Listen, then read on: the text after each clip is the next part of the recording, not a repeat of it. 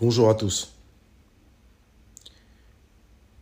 Tu peux dire que tu adores la poitrine ou les fesses d'une femme, personne ne sourcillera. Mais ose avouer que tu fantasmes sur ses pieds et on va te cataloguer comme un type étrange, marginal. Pourtant, des millions d'hommes partagent cette obsession. Alors pourquoi ce sujet reste-t-il si tabou? La société aime à catégoriser les goûts sexuels, certains seraient normaux, seins, fesses, courbes, tandis que d'autres sortiraient du cadre et deviendraient suspects. Le fétichisme du pied, des pieds, en fait partie. Dès qu'on parle de pieds féminins, on tombe dans la gêne, l'incompréhension, voire la moquerie. Pourtant, les chiffres sont là. Sur des plateformes pour adultes, les contenus liés aux pieds figurent parmi les plus consultés.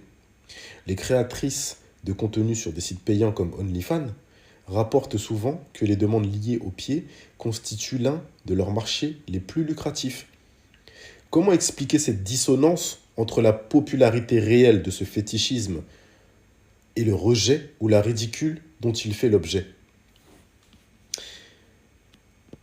On perçoit ce fétichisme comme plus bizarre que l'attrait pour d'autres parties du corps. Parce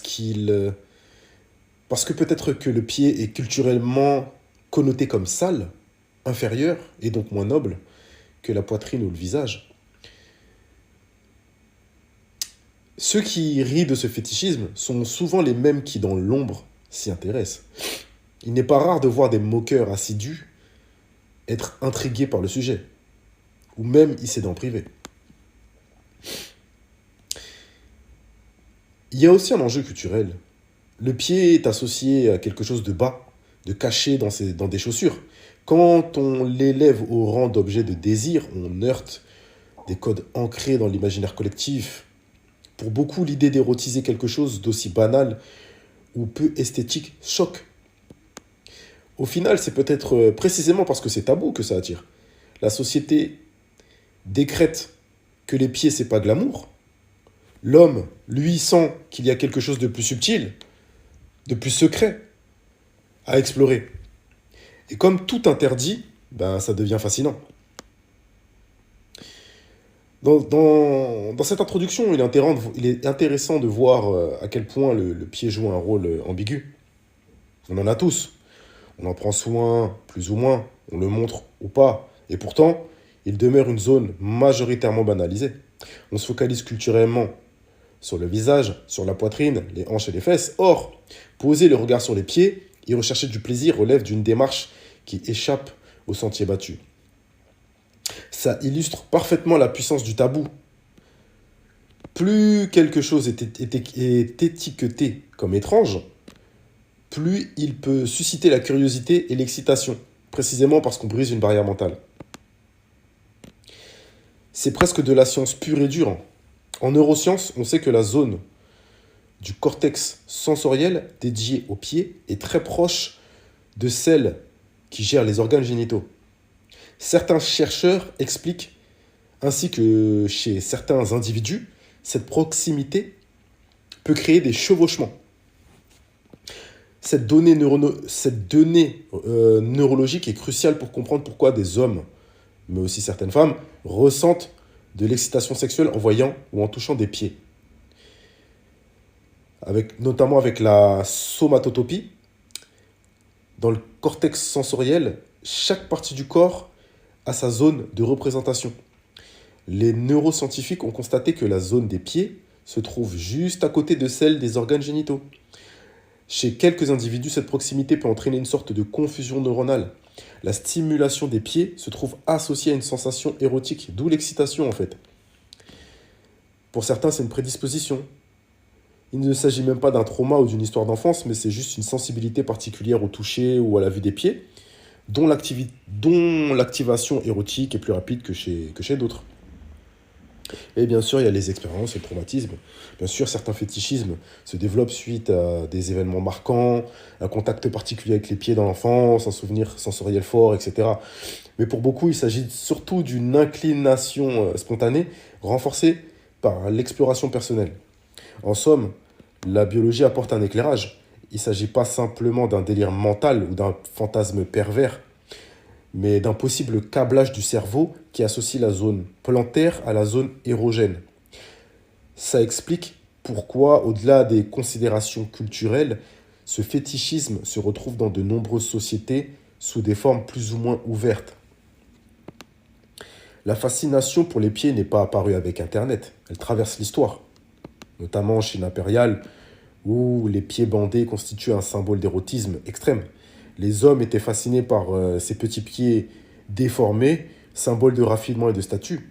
Cette pratique pourtant douloureuse et mutilante était perpétuée au nom de l'esthétique et du désir masculin. Dans l'Occident, les talons hauts, la pédicure, vernis, on parle parfois de chou fétiche ou de fascination pour le port des talons qui rehausse la cambrure, affine la cheville et met le pied en valeur. Les magazines de mode, la publicité, la pop culture jouent sur ce registre. Pensez à toutes ces scènes de films où l'on voit un gros plan sur un talon qui se retire lentement du pied. Hein, vous voyez, voilà. Et aussi, c'est un mélange le symbole, ce symbole du pied, il est entre la soumission et le pouvoir. Dans certaines cultures, toucher ou embrasser les pieds de quelqu'un signifie le respecter, voire se soumettre. Dans d'autres, le pied peut être vu comme impur. Dans l'hindouisme, par exemple, toucher les pieds d'une personne plus âgée est un signe de révérence. Cette ambivalence bas, sale, vs ultra féminin désirable nourrit une curiosité érotique. Au final, rien n'est laissé au hasard. La science montre le potentiel d'associer le pied au plaisir, et l'histoire révèle que l'humanité n'a jamais été indifférente à cette partie du corps. Et si on ajoute à cela l'idée que dans la symbolique, le pied peut être un outil de domination, piétiner, forcer quelqu'un à embrasser ses pieds, ou de vulnérabilité, un pied nu, délicat, qu'on peut chérir et caresser, on obtient un cocktail mental qui attise le désir. On se retrouve ainsi avec un objet chargé de sens multiples, humilité, soumission, fragilité, érotisme, voire profanation. Le pied dans l'imaginaire érotique peut prendre plusieurs visages. Pour certains hommes, il symbolise la domination, se faire piétiner, embrasser ou lécher les pieds d'une femme, c'est accepter d'être dans une posture de soumission absolue. Pour d'autres, au contraire, le pied reflète la vulnérabilité car cette partie du corps est fragile, sensible et sans défense. Cette dualité est fascinante. Un homme qui se met au pied d'une femme peut rechercher un sentiment d'humilité totale, de service. C'est la configuration typique d'une relation domination-soumission dans le BDSM, où l'adoration des pieds devient un rituel d'obéissance. A l'inverse, certains hommes veulent imposer leurs pieds. Par exemple, faire lécher leur orteil à la partenaire. Cela leur donne une impression de contrôle, de supériorité. Et il y a la dualité puissante, vulnérable. Le pied, parce qu'il est sensible et parfois considéré comme peu noble, peut être caressé, encensé, mais aussi piétiné. Cette ambiguïté le rend érotiquement intéressant. C'est un jeu de contraste. Une partie du corps qu'on cache d'habitude, qu'on met dans des chaussures et que l'on révèle soudain, boum, comme une zone érogène. C'est un jeu de rôle implicite. Quand tu adores les pieds de quelqu'un, tu te places dans une dévotion qui peut être extrêmement forte érotiquement. Quand tu fais adorer les tiens, tu acquiers un sentiment de puissance inhabituel. Dans une optique BDSM, par exemple, le foot worship, l'adoration des pieds, est une pratique courante qui illustre parfaitement l'échange de pouvoir. De simples orteils deviennent un centre d'attention total. Un fétiche autour duquel se construit une relation de contrainte consentie ou de libération de tabous. Il suffit de parcourir Instagram ou d'autres réseaux pour constater combien les clichés de pieds féminins, vernis, talons, arcs plantaires suscitent des likes, des commentaires et des DM parfois très explicites. Nombre d'influenceuses tirent profit de ce désir, en vendant des photos de leurs pieds ou en répondant à des demandes fétichistes. Une pédicure parfaite, des ongles peints d'une couleur éclatante, un port de talon qui galbe la cheville. L'image fait fantasmer. Le pied devient un objet de séduction, comme peut l'être la bouche ou le décolleté.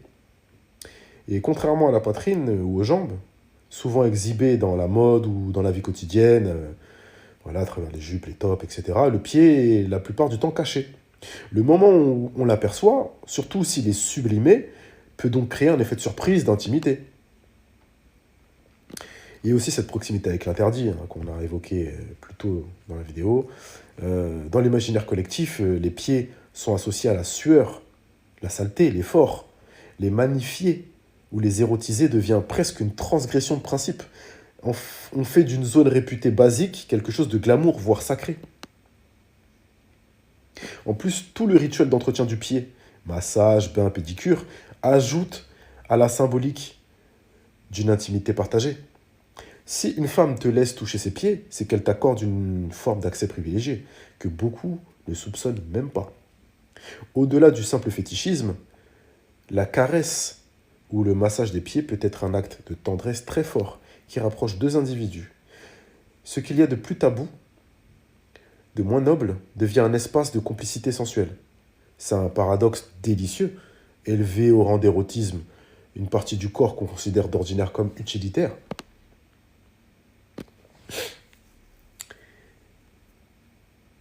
Loin de n'être qu'une simple lubie, le fétichisme des pieds peut être perçu comme un raffinement dans l'exploration du désir. Au lieu de se focaliser exclusivement sur les zones traditionnelles seins, fesses, l'attention se porte sur une partie plus subtile, plus discrète, mais ô combien riche en sensations. Certains y voient une forme d'esthétisme nouveau, avec un focus sur les détails, la voûte plantaire, l'alignement des orteils, la douceur de la peau, la forme du talon, autant de micro-éléments qui deviennent des sources de contemplation et d'excitation, mais aussi une forme d'exclusivité. Peu d'hommes osent l'admettre, donc ceux qui assument ce goût ont l'impression de sortir des sentiers battus, d'appartenir à un club de connaisseurs. Et aussi avec l'effet de rareté, puisque la plupart des gens ne focalisent pas sur les pieds, le fait de s'y intéresser donne un sentiment de découverte, comme un continent érotique inexploré. Le fétichisme du pied, lorsqu'il est vécu sans honte, peut constituer une niche érotique très riche, avec ses propres codes, pratiques, rituels. C'est aussi un terrain de communication intime dans le couple. Partager un secret, oser masser, embrasser ou lécher les pieds de l'autre, c'est établir une confiance plus que profonde. La confiance, c'est même plus, c'est un gouffre en fait. Le pied n'a jamais été considéré comme une zone noble. On marche avec, on le cache dans des chaussures, on peut transpirer. Il y en a même qui puent des pieds. Mais le rendre érotique, c'est briser un certain ordre établi. Plus c'est jugé bizarre, plus ça attire. Le mécanisme classique du désir de transgression. On veut voir ou sentir ce qui est étiqueté comme bizarre pour éprouver le frisson de l'illégitime. Avec le paradoxe du sale sexy, le pied peut être conçu comme peu hygiénique. Pourtant, on le parfume, on le soigne, on le polit. Cette oscillation entre répulsion et sophistication décuple le potentiel érotique. Et beaucoup d'hommes rient publiquement de ce fétichisme, mais pour la plupart, sont les premiers à aller chercher des vidéos, des photos de pieds en secret, hein. Cette duplicité rappelle que la honte du tabou alimente, bien entendu, ce désir. En bref, la différence attire. Et quoi de plus différent que d'érotiser un pied?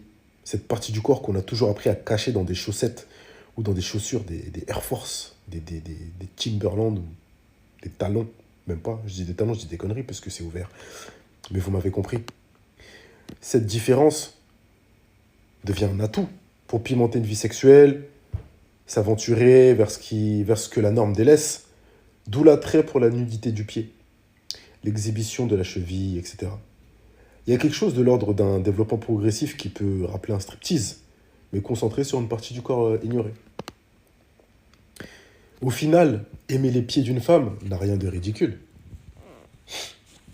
C'est un désir qui puise ses racines dans la biologie, l'histoire, le jeu érotique et le goût du tabou.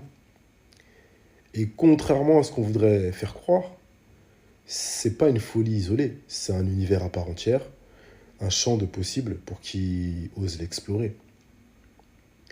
On comprend maintenant que le fétichisme des pieds n'est ni une anomalie, ni un phénomène marginal. Il interpelle, car il inverse l'attention portée aux parties habituellement sexualisées, poitrine, hanches, fesses, pour se consacrer sur une zone a priori secondaire, mais c'est précisément cette singularité qui attire. On peut adorer ou se faire adorer, inverser la hiérarchie sexuelle. Le pied devient un symbole de contrôle ou de remise de contrôle. Le pied n'est pas exhibé en permanence, donc sa découverte a un goût d'interdit. Bien peu d'entre nous étalent publiquement leurs pieds, surtout si on les trouve moches ou si on craint les jugements. On ne tombe pas dans le cliché du gros plan sur la poitrine. C'est subtil. On explore des sensations plus fines, comme le toucher délicat, l'odeur discrète, la caresse, la vue d'un vernis parfaitement appliqué. L'homme qui aime les pieds ne se contente pas d'une excitation basique, il va chercher une autre dimension du plaisir. Peut-être plus raffinée, peut-être plus secrète. C'est un mélange de curiosité, d'assurance et d'audace. Tant que l'hypocrisie sociale existera, ce désir restera tabou. Mais quiconque s'y intéresse de près découvre un monde insoupçonné où l'érotisme ne se limite plus aux zones habituelles. Et c'est peut-être ça la vraie liberté. Derrière le fétichisme, il y a un reflet de la masculinité. Au-delà de la curiosité pour les pieds, on peut y voir un mince indice de la complexité du désir masculin. L'homme n'est pas réduit à quelques stéréotypes. Il peut éprouver une fascination intense pour un détail, une partie du corps moins évidente, précisément parce que c'est cet aspect qui s'écarte des normes. Cela montre que la virilité ne se contente pas d'aimer ce qui est socialement validé, elle peut aussi se nourrir du secret, de l'originalité, du transgressif. En outre, cet attrait pose la question de l'acceptation de soi. De nombreux fétichistes des pieds vivent une forme de honte, de culpabilité. Ils s'isolent, pensant être seuls à ressentir ça, alors qu'en réalité, ils sont légion. La libération passe par la reconnaissance qu'il n'y a rien de malsain dans le fait de trouver excitant les pieds d'une femme. Tant que tout se fait dans le respect, le consentement et la communication. Si la partenaire est ouverte à l'exploration, cela peut même devenir un atout érotique, un piment dans la vie sexuelle. L'aveu du fétichisme peut être un moment de vérité dans le couple. Voilà ce qui m'attire. Et l'autre peut réagir avec curiosité sur ce rejet. Ah bon, tu vois? Mais si elle y consent, ou elle est intriguée, c'est une nouvelle dimension de complicité qui s'ouvre. Et c'est précisément cet échange authentique qui fait la force d'une sexualité sincère, où chacun peut exprimer sa sensibilité sans crainte de jugement. En gros, t'es un homme, tu portes tes couilles, quoi. Avec la montée des réseaux sociaux, de la vente de photos personnalisées, etc., le fétichisme des pieds devient de plus en plus visible. On voit se développer carrément un marché, avec des modèles spécialisés, des foot sessions, des fives carrément, dans certains milieux fétichistes. Ce mouvement témoigne de l'ampleur du phénomène et sans doute d'une forme de normalisation progressive. Ce qui était tabou devient un truc comme un autre, quoi, assumé par tous ceux qui le souhaitent.